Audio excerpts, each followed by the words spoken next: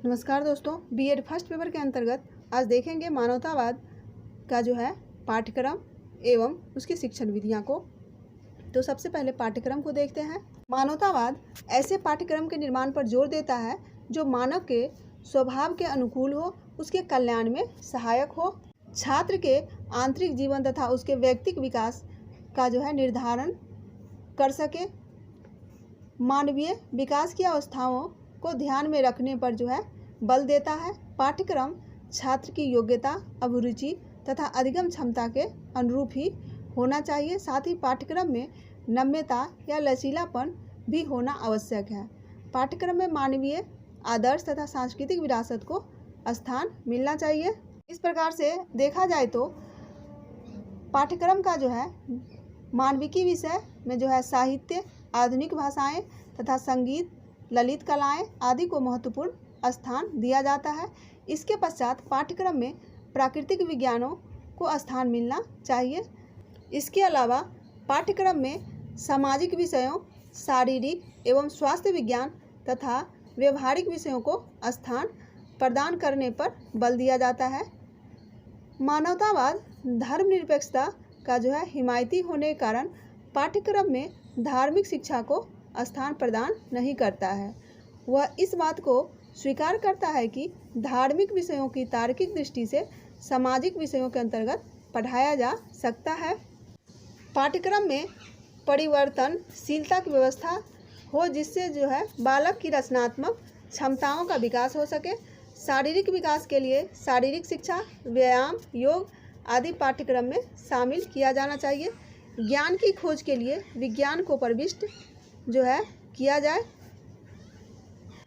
मानवतावाद को अगर देखा जाए तो उसका तात्पर्य केवल साक्षरता नहीं है और न उसका अर्थ अनिवार्य प्राथमिक शिक्षा ही है। मानवतावादी शिक्षा में किसी भी प्रकार की अनिवार्यता के विरुद्ध है, क्योंकि अगर अनिवार्यता स्वतंत्रता के विरोधी होता है, इसलिए इसमें किसी भी प्रकार का कोई अनिवार्यता नहीं दिया गया है। एक भिन्न प्रकार की शिक्षा दी जाने पर जो है बल दिया जाता है।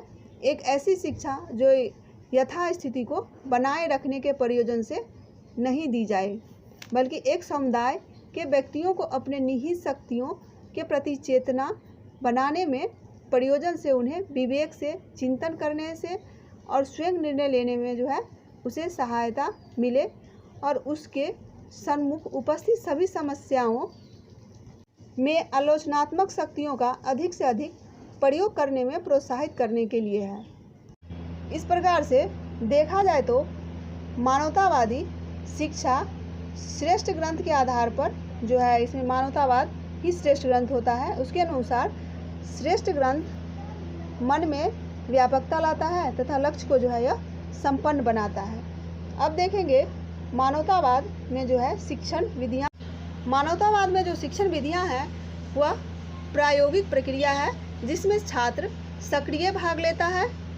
बालक की रुचि, अभिक्षमता, सौंदर्यात्मकता, मूल्य तथा सीखने की प्रवृत्तियों के प्रभावात्मक तत्वों की दृष्टिपथ में रखते हुए इस बात पर ध्यान दिया जाता है कि संपूर्ण शिक्षा प्रणाली बालक के लिए है, न कि बालक शिक्षा प्रणाली के लिए है। इसमें जो भी शिक्षण विधि प्रयुक्त किया जाता है वह मानवीय छाप छोड़ने के लिए किया जाता है।